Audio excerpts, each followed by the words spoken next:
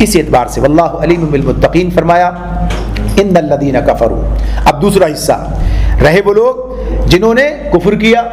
جنہوں نے انکار کر دیا. ظاہر سی بات ہے ان میں اقلیت یہ تھی بہت معمولی سی، اکثریت ان کی کیا تھی؟ کافر ہوئی، انکار کر دیا رسول کو ماننے سے، اللہ کی کتابوں کو ماننے سے. یعنی توریت کتابوں سے مراد توریت کے بھی احکامات جب نہیں مانے، توریت میں جو نشانیاں تھیں نہیں مانا، تو ظاہر سی بات ان کا بھی انکاری قرار پایا. تو کیا کہا کہ ان الذین کفروا، جنہوں نے وہ لوگ جنہوں نے کفر کیا یعنی انکار کر دیا، لن تغنی عنہم اموالہم ولا اولادہم من اللہ شیئا واولئک اصحاب النار ہم فیہا خالدون. ان کے بارے میں بات اللہ تعالیٰ فرماتے ہیں کہ اللہ کے مقابلے میں نہ ان کو ان کا مال کچھ کام دے گا نہ اولاد، وہ تو آگ میں جانے والے لوگ ہیں اور آگ ہی میں وہ ہمیشہ رہیں گے. یعنی یہ کفر کرنے کا انجام ہے جو اللہ تعالیٰ اس مقام پر بیان کرتے ہیں. یعنی مال اور اولاد کس لیے ہوتے ہیں؟ کہ انسان کے کام آئے، لیکن آخرت کے معاملے میں کسی کام نہیں آئیں گے. یہ تو اسی وقت کام آ سکتے ہیں جب انہیں بھی سیدھے راستے پر لگایا جائے، مال کو بھی صحیح راستے میں خرچ کیا جائے، اولاد کو بھی صالح بنایا جائے تو کام آتے ہیں. آخرت کے حوالے سے جب انہوں نے خود ہی کفر کیا ہے تو پھر یہ بھی ان کے کسی کام نہیں آئیں گے. مثل ما ينفقون في هذه الحياة الدنيا كمثل ريح فيها سر أصابت حرث قوم ظلموا أنفسهم فأهلكت وما ظلمهم الله ولكن أنفسهم يظلمون ولكن أنفسهم يظلمون. اللہ تعالیٰ فرماتے ہیں ان کی مثال مثل ما ينفقون في هذه الحياة الدنيا، جو کچھ وہ اپنی اس دنیا کی زندگی میں خرچ کر رہے ہیں اس کی مثال اس ہوا کی سی ہے جس میں پالا ہو اور وہ ان لوگوں کی کھیتی پر چلے جنہوں نے اپنے اوپر آپ ظلم کیا ہے اور اسے برباد کر کے رکھ دے. یعنی یہ جو بات اللہ تعالیٰ سے بیان کر رہے ہیں، یعنی اس میں مثال دی ہے اللہ تعالیٰ نے کہ ہوا کا چلنا، ہواؤں کا چلنا جو ہے یہ کھیتیوں کے لیے مفید ہے. لیکن پالا کہتے ہیں جس میں سخت پالا ہوتا ہے، سخت سردی. پالا کا لفظ اردو میں بھی شاید آپ نے اس طرح سنا ہو یا اب اس طرح معروف نہ رہا، یعنی سخت سردی ہو جس کے اندر سخت جب سخت سردی ہوتی ہے یعنی برف باری والی جو کیفیت ہوتی ہے، تو برف باری کے نتیجے میں یا اس طرح کی سخت ٹھنڈی ہواؤں کے اندر بھی نتیجہ کیا نکلتا ہے؟ فصلیں برباد ہو جاتی ہیں، تباہ ہو جاتی ہیں، فصلیں ضائع ہو جاتی ہیں. تو یہ بتایا ویسے تو یہ فصلوں کے لیے مفید ہے، لیکن ان کے جس ہوا کے اندر پالا ہو یعنی سخت سردی ہو تو اس کا نتیجہ کیا نکلے گا؟ وہ کھیتیوں کو برباد کر دے گی. تو ان کا جو نیکی کا بظاہر نیکیوں کا کام ہے، جو بظاہر نیکیاں کر رہے ہیں، آج بھی دیکھیے نیکی کچھ تو کرتے ہیں نا، یعنی جو خیر کے کام کر رہے ہوتے ہیں، لوگوں کی بھلائی کے کام کر رہے ہوتے ہیں، لوگوں کے کام آ رہے ہوتے ہیں، انسانیت کی خدمت کے نام پر کام کرتے ہیں، بہت سارے کام کرتے ہیں ایسے جس سے لوگوں کو فائدہ پہنچتا ہے. اب اس کا کوئی نتیجہ نکلنا چاہیے، لیکن ایمان نہ ہونے کی بنیاد پر، کفر کا رویہ اختیار کرنے کی بنیاد پر، اللہ کا انکار کرنے کی بنیاد پر آخرت میں انہیں اس کا کوئی حصہ نہیں ملے گا. اس لیے کہ آخرت پر ایمان لانے کے نتیجے میں کامیاب ہوتی ہے. جو اس پر ایمان ہی نہیں لاتا، جو اس کے لیے کام ہی نہیں کرتا، اس کا معاملہ پھر اس طرح کا نہیں ہے. تو اس اعتبار سے اللہ رب العالمین بتاتے ہیں کہ یہ جو کچھ انہوں نے کیا اس کا نتیجہ کیا نکلا کہ یہ ان کا وہ عمل بھی ضائع ہو گیا. ایک تو اسی لیے کہ جب آدمی کا نظام غلط راستے پر، غلط شرک کے نظام پر چلتا ہے تو اس کے نتیجے میں اس کی زندگی میں اتنے بڑے بگاڑ پیدا ہو جاتے ہیں کہ چھوٹی سی بھلائی اس میں گم ہو کے رہ جاتی ہے. یعنی چھوٹی سی بھلائی، اتنے بڑے بڑے بگاڑ پیدا ہوتے ہیں زندگی کے اندر کہ چھوٹی سی بھلائی ختم ہو جاتی ہے. اور آج ہم دیکھتے ہیں کہ جہاں ایک طرف آج ان مغربی اقوام کو ہی دیکھیں تو ہمیں جہاں یہ نظر آتا ہے کہ یہ انسانیت کی فلاح کے لیے کام کرتے ہیں، تو وہیں ہمیں یہ بھی نظر آتا ہے کہ انسانیت کو تباہی سے دوچار کرنے والے بھی یہی ہیں. یعنی لاکھوں نہیں کروڑوں کی تعداد میں انسانوں کو ہلاک کرنے کا جرم کن کے ذمے ہے؟ انہی کے ذمے. یعنی آج ہم کہتے ہیں نا صاحب دیکھیے کتنی ترقی کی ہے اور کیسی کیسی دوائیں ایجاد کر دی ہیں انسانوں کو بچانے والی، حالانکہ وہ انسان کی تکلیف کو کم کرنے والی ہیں. انسان کو بچانا تو کسی کے بس میں نہیں ہے، موت کا علاج کسی کے پاس بھی نہیں ہے. یعنی تکلیف کو دور کرنے کا معاملہ یہ کام کرتے ہیں، یا اور بھلائی کے کچھ کام کرتے ہیں، یا ایسی ایجادات کی ہیں. تو جہاں ایسی ایجادات کی ہیں وہاں ایسی بھی ایجادات کی ہیں کہ زندگی کو گویا کہیے کہ انسانوں کے لیے عذاب بنا دیا جائے. یعنی تابکاری کے جو اثرات جو آپ کہیے اس زمانے میں جو ایٹم بم ناگاساکی پہ مارے گئے تھے، اس کے اثرات آج تک اس قوم کے اندر پائے جاتے ہیں. اور آج جو کچھ کیا جا رہا ہے، آج جو ہتھیار ہیں اور ہتھیاروں کے جو نتائج ہیں، اور جس طریقے سے قوموں کی قومیں برباد کر کے رکھ دی گئی ہیں، یعنی ایک فرد کی بات نہیں ہے بلکہ قوم کی قوم برباد کر، ملک کے ملک تباہ کر دیے جائیں، کتنے بڑے جرائم ہیں۔ تو تھوڑی سی جو خوبی کی بات ہے اس کے مقابلے میں اس کی کوئی حیثیت بھی باقی نہیں رہتی، تو اس حوالے سے بھی بات اپنی جگہ ہے۔ تو اللہ تعالیٰ فرماتے ہیں اللہ نے ان پر ظلم نہیں کیا، در حقیقت یہ خود اپنے اوپر ظلم کر رہے ہیں۔ یا ایھا الذین آمنوا لا تتخذوا بطانۃ من دونکم لا یألونکم خبالا، اے لوگوں جو ایمان لائے ہو اپنی جماعت کے لوگوں کے سوا دوسروں کو اپنا رازدار نہ بناؤ، وہ تمہاری خرابی کے کسی موقع سے فائدہ اٹھانے سے نہیں چوکتے۔ مدینے کے اندر جو صورتحال تھی کہ مدینے میں چونکہ یہودی بھی پہلے سے رہتے تھے اور اوس و خزرج بھی پہلے سے وہاں رہتے تھے، لہذا ان کے درمیان آپس میں دوستی، محبت، تعلقات یعنی یہ ساری چیزیں موجود تھیں۔ اسلام کے بعد یعنی اسلام قبول کر لینے کے بعد اوس و خزرج کے اسلام قبول کر لینے کے بعد بھی انہوں نے سابقہ تعلقات یعنی دوستی تعلقات کو برقرار رکھنے کی کوشش بھی کی، یعنی برقرار رکھا،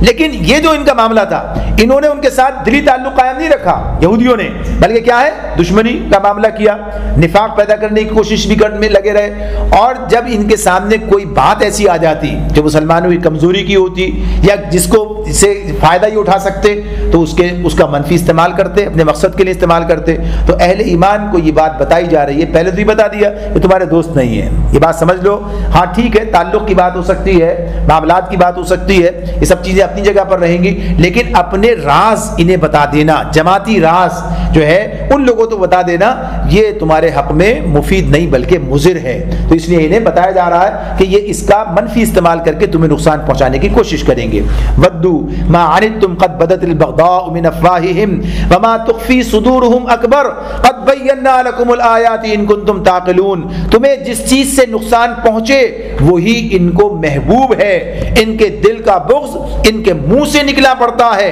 اور جو کچھ وہ اپنے سینوں میں چھپائے ہوئے ہیں وہ اس سے شدید تر ہے۔ ہم نے تمہیں صاف صاف ہدایات دے دی ہیں اگر تم عقل رکھتے ہو،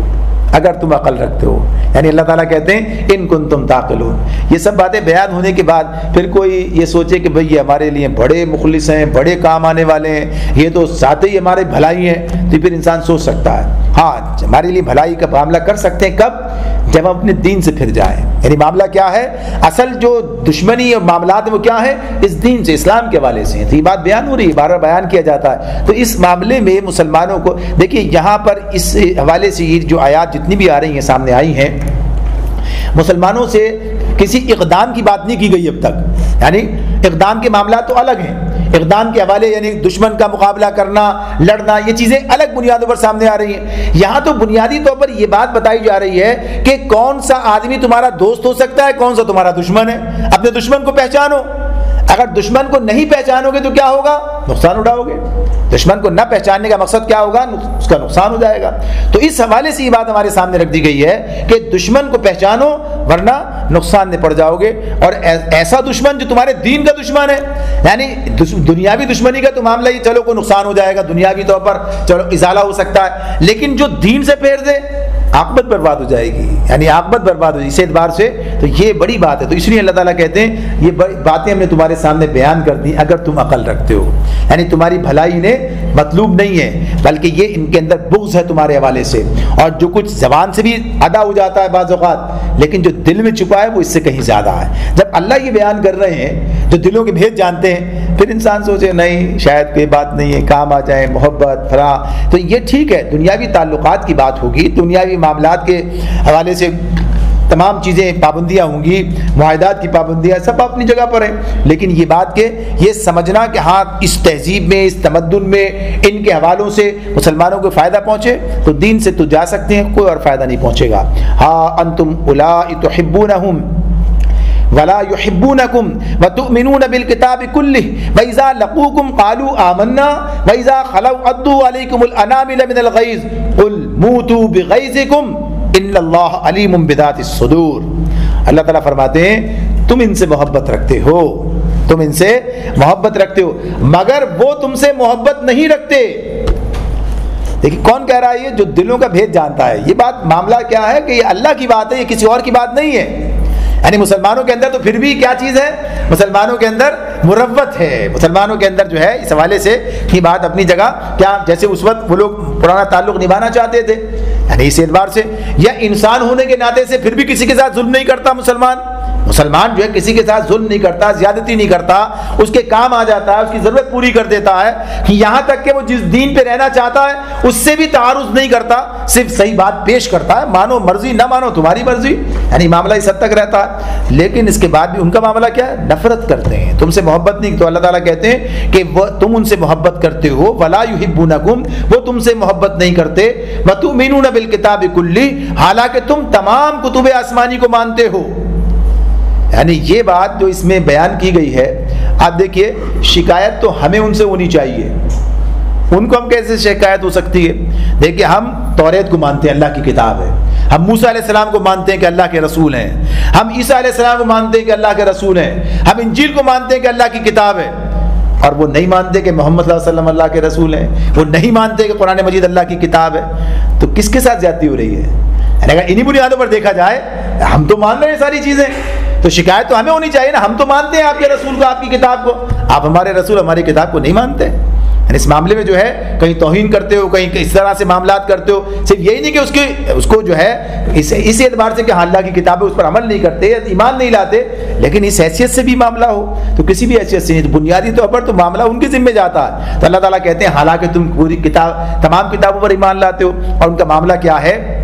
جب وہ تم سے ملتے ہیں وَإِذَا لَقُوكُمْ جب وہ تم سے ملتے ہیں تو کہتے ہیں قَالُوا آمَنَّا ہم نے بھی مان لیا ہے یعنی ہم نے بھی یعنی جو باتیں ہوتی ہیں سامنے دیکھیے بنیادی طور پر اللہ کا انکار کرنا ان کے لیے ممکن نہیں ہے رسول کا انکار کرنا کہ یعنی رسالت کسی کو رسول بھائی سے نبی صلی اللہ علیہ وسلم کے حوالے سے بہت سی نشانیاں سامنے آتی ہیں تو بعض اوقات بعض چیزوں کو تسلیم کر لیتے ہیں مان لیتے ہیں لیکن یہ کیا ماننا ہوتا ہے بظاہر ماننا ہے بہت سارے معاملات کے اندر بظاہر کسی چیز کو ماننا تو اللہ تعالیٰ کیا کہتے ہیں مان لیتے ہیں مگر جب جدا ہوتے ہیں تو تمہارے خلاف ان کے غیظ و غضب کا یہ حال ہوتا ہے کہ اپنی انگلیاں چبانے لگتے ہیں یہ کون کہہ رہا ہے پھر وہی بات اللہ تعالیٰ کا فرما رہا ہے انامل من الغیظ اپنے غیظ و غضب سے جیسے کہتے ہیں نا آدمی جب اس حالت اضطراب میں ہوتا ہے تو کیا کر رہا ہوتا ہے ناخن چباتا ہے یہ سب کام کرتا ہے تو اپنی انگلیاں چبانے لگتے ہیں تو اللہ تعالیٰ فرماتے ہیں ان سے کہہ دو کہ اپنے غصے میں آپ جل مرو اللہ دلوں کے چھپے ہوئے حال تک جانتا ہے یعنی اللہ کو تو پتہ ہے سارا معاملہ اور اس وقت مد مقابل کون تھے پکے سچے مخلص مسلمان تھے اس لیے معاملات دوسرے تھے ان تمسسکم حسنۃ تسؤہم وان تصبکم سیئۃ یفرحوا بها اللہ تعالیٰ فرماتے ہیں تمہارا بھلا ہوتا ہے تو ان کو برا معلوم ہوتا ہے اور تم پر کوئی مصیبت آتی ہے تو یہ خوش ہوتے ہیں کتنی باتیں کھول کے بیان کی ہیں یعنی ساری چیزیں اب ظاہر سی بات ہے قرآن تو اللہ کی کتاب ہے اس پر ہمارا ایمان ہے لہٰذا یہ باتیں جو بیان ہو رہی ہیں اللہ نے بیان بتائی ہیں تو اس اعتبار سے بات ہے اب اسے اس حوالے سے انسان دیکھ سکتا ہے سمجھ سکتا ہے پرکھ سکتا ہے اچھا ان میں یہ بات ہو سکتی ہے کہ دو قسم کے افراد ہو سکتے ہیں ایسے ہو سکتے ہیں کہ کچھ لوگ ایسے ہوں جو اسی یعنی اس جن کے اندر یہ جماعتی تعصب یہ دینی تعصب یہ سب چیزیں اس درجے موجود ہیں آج صورتحال یہ بھی ہے یعنی خصوصیت سے اہل کتاب میں سے عیسائیوں کی بات یہودیوں کی بات تو اپنی جگہ الگ ہے یعنی ان کا معاملہ تو اسی اعتبار سے ہے کہ وہ اب دین کے جو بھی انہوں نے اپنا مذہب اختیار کر رکھا ہے اس پر ان کا اصرار ہے عیسائیوں کا معاملہ کیا ہے اکثریت تو عیسائیوں کی ہے نا انہیں بھی اہل کتاب سمجھا جاتا ہے ان کی اکثریت تو دین پر ہی نہیں ان کا کوئی دین ہی نہیں ہے یعنی ان کا مادہ ان کا دین ہے یعنی وہ کیا ہے وہ اس اعتبار سے جو کہیے کہ سیکولر دہریے اس طرف چلے گئے تو یہ کیفیت شاید اس طرح نظر آنا ہے لیکن جہاں جہاں ہے تو پھر وہ کیا کہتے ہیں یہ تو وہی صلیبی جنگیں ہیں یہ تو سارے وہی معاملات کو وہاں تک لے جاتے ہیں اس مقام تک پہنچاتے ہیں تو ایسے کچھ افراد ہو سکتے ہیں جن کا تعلق اس طرح نہ ہو لیکن بحثیت مجموعی جو کیفیت اللہ نے بتائی جو بیان کی جو اس طرح سے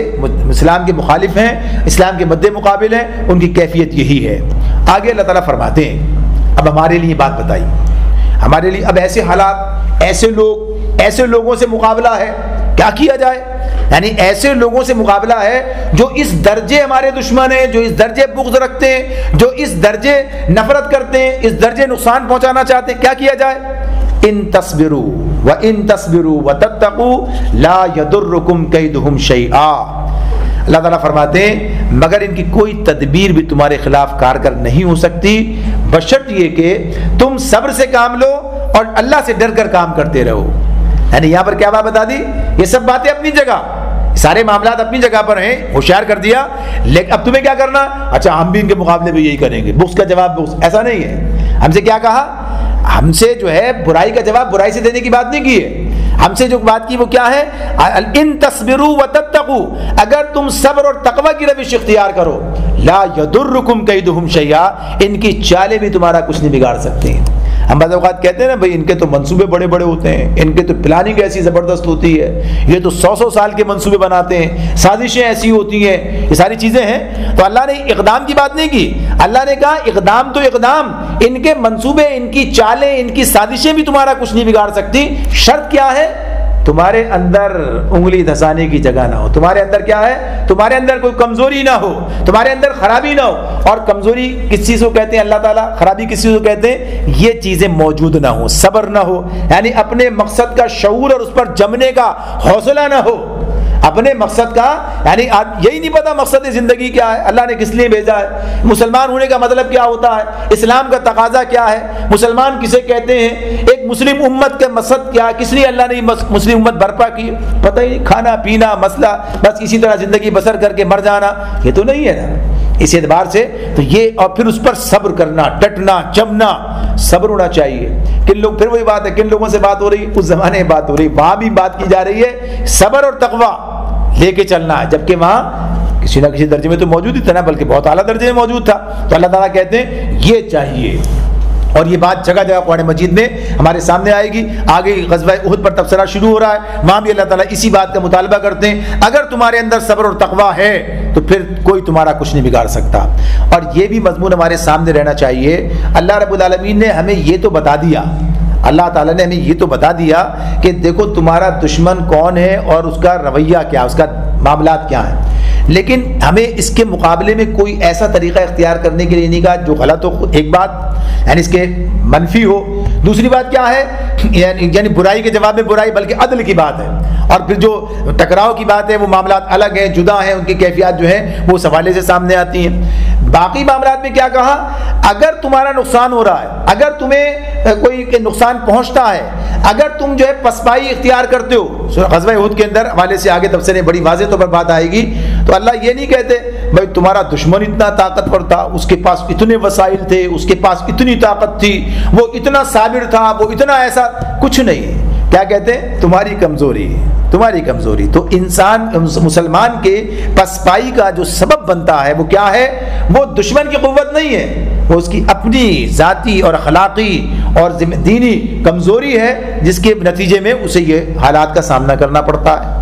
اس لیے کہ مادی طاقت بھی اسی وقت مسلمان فراہم کرتا ہے, اور پھر مادی طاقت اخلاقی طاقت کے ساتھ مل کر اور اللہ کی نصرت کے ساتھ مل کر کہاں سے کہاں پہنچتی ہے, وہ پھر آگے کے مضامین آئیں گے ہمارے سامنے. تو یہاں پر کیا کہا, اگر تم صبر اور تقوی کی روش اختیار کرو تو ان کی چالیں بھی تمہارا کچھ نہیں بگاڑ سکتی. ان اللہ بما یعملون محیط, بے شک اللہ تمام معاملات پر حاوی ہے. ہر چیز جو ہے, جو کچھ یہ کر رہے ہیں اللہ ان سب پر حاوی ہے, جو کچھ یہ کر رہے ہیں اللہ ان پر حاوی ہے. نہیں, اللہ سے کوئی باہر تو نہیں ہے, آج نہ کل باہر تھا نہ آج باہر ہے, تو آج بھی اللہ تعالیٰ معاملات کو جو ہے, اگر جس طرح سے مسلمان اگر اس مقام پر آتے ہیں, اپنا کام کرتے ہیں, تو اللہ تعالیٰ ان کے شر سے بچائے گا مسلمانوں کو.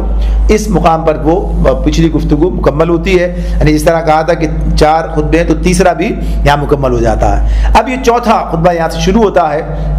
اور یہ غزوہ احد پر تبصرہ ہے. اور یہ غزوہ احد پر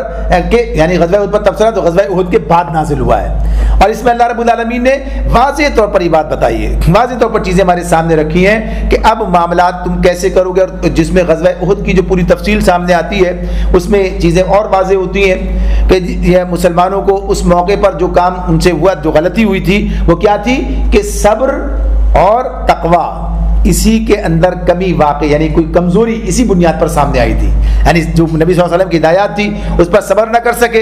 اور غنیمت کی محبت میں معاملات کچھ ایسے بن گئے, تو نتیجہ کیا نکلا کہ پھر پسپائی کا سامنا کرنا پڑا. تو اب ہم دیکھتے ہیں کہ پچھلی آیات ختم کہاں ہوئی ہیں, صبر اور تقوی کی ہدایت پر ختم ہوئی ہیں, اور آگے یہی مضمون سامنے آ رہا ہے کہ یہاں جو کمی کا کیا واقعہ ہوا یہ بات ہوئی. تو یہ معاملہ اسی اعتبار سے شوال 3 ہجری کے آخر میں اس کے ابتدا میں یہ مشرکین مکے سے نکلے ہیں اور 3000 کا لشکر لے کر آئے. بنیادی طور پر بدر کے میدان میں قرارداد اگلے سال پھر آئیں گے مقابلے پر, یعنی نقصان اٹھایا تھا پھر مقابلے کا معاملہ تھا. اب زیادہ تیاری سے اس وقت کتنے آئے تھے؟ 1000 آئے تھے, اور اس وقت جو ہے جتنا ہتھیار اسی مناسبت سے. اب کتنے آئے؟ 3000 آئے. اور وہ کہتے ہیں نا کہ دشمن چوٹ کھایا ہوا دشمن, چوٹ کھایا والا دشمن بڑا خطرناک ہوتا ہے, یعنی یہ محاورہ. تو اب چونکہ بدر کے میدان میں چوٹ بھی لگ چکی ہے, تب تو یہ چوٹ کھایا ہوا دشمن ہے اور انتقام کا اور یعنی جذبہ اس کے اندر موجود ہے. تو وہ سب چیزیں لے کر آئے اور 3000 کا لشکر ہے اور بڑے ساز و سامان کے ساتھ آئے. تو اس موقع پر مسلمانوں نے یہ سوچا تھا کہ یعنی مشورہ جب ہوا کہ ان کا مقابلہ کیسے کیا جائے, تو ایک رائے یہ تھی کہ مدینے میں رہتے ہوئے ان کے یعنی مزاحمت کی جائے, مدینے میں مدافعت کی جائے اور ان سے لڑنے کی باہر نہ نکلا جائے بلکہ مدینے میں رہتے ہوئے لڑائی کی جائے, مدافعت کا معاملہ کیا جائے. لیکن کچھ لوگوں کی رائے یہ تھی, خصوصیت کے ساتھ کہا جاتا ہے کہ نوجوانوں کی جو بدر کے میدان میں شریک نہیں ہو سکے تھے, تو ان کی رائے یہ تھی کہ باہر نکل کر مقابلہ کیا جائے, یعنی اصرار تھا اس بات پر کہ باہر نکل کر مقابلہ کیا جائے. نبی کرم صلی اللہ علیہ وسلم نے بالآخر اسی رائے کو قبول کر لیا کہ آپ نے کہا کہ ٹھیک ہے باہر نکل کے مقابلہ کر لیتے ہیں. یہ کام کیا. جب آپ اندر گئے اور آپ نے اپنے حجرے میں تشریف لے گئے اور پھر ہتھیار لگا کر باہر آئے, تو جب آپ اندر تھے تو بعض لوگوں نے آپس میں کہا کہ بھئی کچھ لوگوں نے زیادہ اصرار کر کے نبی صلی اللہ علیہ وسلم کو اپنی رائے بدلنے پر گویا مجبور کر دیا ہے, یعنی اتنا زور ڈالا ہے کہ ان کی خاطر اللہ کے رسول نے طے کر لیا. کام صحیح نہیں ہوا. جب آپ باہر آئے تو آپ سے کہا بھی کہ اگر آپ کی رائے یہی ہے کہ اندر رہ کر تو ٹھیک ہے ہم اس پر راضی ہیں, کوئی بات نہیں, جیسے آپ کہیں. تو آپ نے کہا نہیں, جب نبی ہتھیار باندھ لیتا ہے تو پھر لڑائی کے بغیر اب وہ ہتھیار نہیں کھولے جاتے. یعنی آپ نے یعنی عزم کا ظاہر کیا اور آپ وہاں سے 1000 مسلمانوں کو لے کر مدینے سے نکلے. لیکن 1000 مسلمانوں کو لے کر نکلے تھے, یہ واقعہ آپ کے سامنے کہ مقام شوط پر عبداللہ بن ابی 300 افراد کو لے کر الگ ہو گیا. 1000 میں سے 300 افراد نکل جائیں, کیا صورتحال بنتی ہے, کیا حالات پیدا ہوتے ہیں. آگے آئے گا, اگلی رکوع میں بات آئے گی, وہیں پر اس بات کو کریں گے کہ اس کے اثرات کیا مسلمانوں پر ہوئے.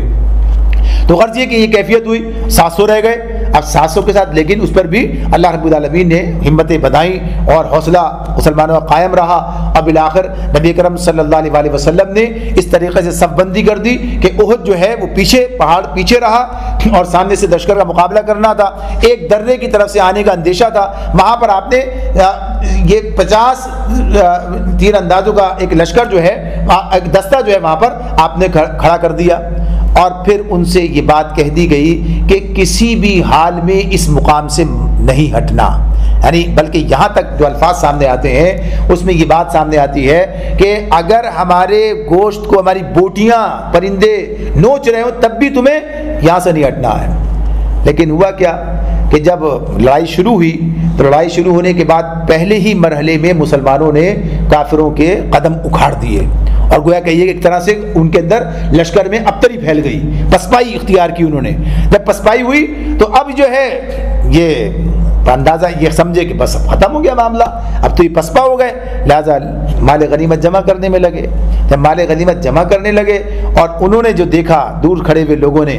تو پھر انہوں نے جو درے پر قائم کیے گئے تھے انہوں نے کہا کہ ٹھیک ہے یہ ہم بھی چلتے ہیں. انہیں روکا, ان کے جو سردار تھے انہوں نے روکا کہ نہیں تمہیں یہ کام نہیں کرنا, اللہ کے رسول نے کیا ہدایت دی تھی. تو لوگوں نے اختلاف کیا اور کہا کہ یہ تو لڑائی کے حوالے سے تھی, اگر حالات بدلتے تو ہوتا, اب تو حالات ہمارے قابو میں. لہٰذا اکثریت نے کیا کام کیا, نافرمانی کی, بات نہیں مانی, چلے آئے نیچے اور غنیمت جمع کرنے میں لگے. خالد بن ولید رضی اللہ تعالیٰ جو اس وقت تک مسلمان نہیں ہوئے تھے اور ان کے لشکر کی قیادت کر رہے تھے, انہوں نے مسلمانوں کی کمزوری کو بھانپا اور پیچھے سے اپنا دستہ لے کر اس طرف سے آئے درے کے راستے سے. اور سعید بن جبیر رضی اللہ تعالیٰ جن کے ساتھ چند افراد رہ گئے تھے انہوں نے مزاحمت کی کوشش کی, نہ کر سکے, تھوڑے سے لوگ تھے, اور ان کو شہید کرتے ہوئے وہ پیچھے سے ایک طرف سے آ کر اس طرف سے مسلمانوں پر ٹوٹے. ادھر سے جب ان کی آوازیں سنی تو بھاگتا ہوا لشکر پھر پلٹ گیا, دو طرف سے مسلمان درمیان میں آ گئے, سراسیمگی پھیل گئی, کیفیت بدل گئی, حالات تبدیل ہو گئے, مسلمانوں کے قدم ابھی اکھڑنے لگے اور گویا کہیے کہ ایک پسپائی کی کیفیت پیدا ہوئی. اور اسی کے اندر یہ افواہ بھی پھیل گئی کہ نبی کرم صلی اللہ علیہ وسلم بھی قتل ہو گئے. یعنی یہ افواہ جب پھیلی تو اب رہے سہے اوسان بھی خطا ہو گئے. رہ سے اوسان بھی خطا ہو گئے. تو یہ کیفیت پیدا ہوئی ہے, مسلمانوں کو شدید نقصان کا سامنا کرنا پڑا. اور اس موقع پر نبی کرم صلی اللہ علیہ وسلم کے ساتھ چند ہی افراد, 8-9 افراد کی بات رہ گئے تھے, اور خود آپ بھی زخمی تھے. لیکن اسی میں اللہ کی مدد پھر اس طرح سے آئی, پھر جمے اور پتہ چل گیا کہ اللہ کے رسول جو ہیں حیات ہیں, موجود ہیں. پھر سے لوگ مجتمع ہوئے اور پھر جو ہے بہرحال یہ ہاری ہوئی بازی جو ہے پلٹی. لیکن یہ بات اپنی جگہ ہے کہ اس وقت مسلمانوں کی کیفیت یہ ہو گئی تھی کہ اگر مشرکین چاہتے تو اپنی فتح کو حتمی بنانے کی کوشش کرتے. لیکن وہی بات کہ اللہ کی نصرت, اللہ کی مدد تو مسلمانوں کے ساتھ تھی. غلطی اپنی جگہ ایک ہوئی ہے, لیکن اس غلطی کی بنیاد پر سب کچھ سمیٹا تو نہیں جائے گا. اس غلطی کی مناسب سزا تو دے دی, لیکن یہ نہیں کہ اب ختم کر دیا جائے سارا معاملہ. تو اللہ نے وہ انہیں پلٹا دیا, اللہ کی مدد سے وہ واپس پلٹ گئے. مسلمانوں کو اور نقصان وہ نہیں کر سکے, ورنہ کر سکتے, جو کیفیت پیدا ہوئی تھی ہو سکتا تھا. تو یہ تناظر ہے غزوہ احد کا. اس میں اللہ رب العالمین نے اہل ایمان کو ان کی کمزوری سے آگاہ کیا ہے, اور پھر ساتھ ہی ساتھ یہ توجہ دلائی ہے کہ اپنی غلطیوں سے سبق سیکھو. اور قرآن مجید میں اس کا بیان کر دینا, ویسے ہی بیان ہو جاتا, ختم ہو جاتی وقت کے ساتھ بات. قرآن مجید نے بیان کر دیا, جب تک قرآن مجید پڑھا جاتا رہے گا ایسے واقعات ہوئے, ایسے حالات ہوئے. یہ کس لیے ہیں؟ یہ ان کی مذمت کا معاملہ نہیں ہے, ان پر تنقید اس طرح نہیں ہے. یہ اللہ نے قرآن مجید میں بیان کیا کہ ہم نے انہیں معاف کر دیا, یعنی جنہوں نے غلطی کی تھی انہیں بھی معاف کر دیا, جنہوں نے غلطی کی تھی. لیکن یہ بات بتائی جا رہی ہے, دیکھو غلطی کرو گے تو نتیجہ بھگتنا پڑے گا. یہ مت سوچنا ہم تو مسلمان ہیں جو دل چاہے کریں, ہمیں تو کامیاب ہونا چاہیے. آخر ہم اللہ پر ایمان لائیں, تو اللہ پر ایمان لانا کوئی احسان نہیں ہے, یعنی اللہ پر کوئی احسان نہیں ہے. یہ تو ایمان لائے ہو تو ایمان کے تقاضے جو کہا جا رہا ہے وہ پورا کرو. صبر اور تقویٰ تمہارے اندر ہونا چاہیے, تمہارے اندر جو ہے ہدایات پر عمل کرنے کا جذبہ ہونا چاہیے. اگر تم یہ کام کرو گے تو نقصان ہو جائے گا. تو یہ گویا کہیے کہ تمام آنے والوں کو اس سبق دیا جا رہا ہے. دیکھو اتنے جلیل القدر لوگ, ایسا یعنی اتنا جو کہیے کہ بزرگ لوگ افراد, اور اتنے معزز اور تمام حوالوں سے, یعنی اس طرح کے لوگ جو ہیں, اور پھر نبی کرم صلی اللہ علیہ وسلم کی قیادت کے اندر ایسے ان کا یہ معاملہ, اور پھر ان کی غلطی پر بھی انہیں نقصان اٹھانا پڑا. تو اگر آج یہ غلطی پر غلطی کرتے ہیں اور پھر کہتے ہیں ایسا کیوں ہو رہا ہے, تو ایسا تو پھر ہوگا, اس کا نتیجہ یہ نکلے گا. تو یہ سبق ہے گویا ہمارے لیے, آئندہ کے لیے. انہیں تو بتا بھی دیا گیا, انہوں نے اپنے معاملات کو بہتر بھی کر لیا, معاملات پھر اس کے بعد ایسے نہیں ہوئے. تو یہ چیزیں اس کے اندر اس حوالے سے غزوہ احد کی بات ہمارے سامنے شروع ہوگی. تو اس کا گویا کہیے کہ پس منظر تو آج ہم نے اپنے سامنے رکھ لیا. انشاءاللہ اس پر بات پھر کل سے شروع کریں گے. اللہ تعالی ہمیں سمجھنے اور عمل کرنے کی توفیق عطا فرمائے. وآخر دعوانا ان الحمد للہ رب العالمین.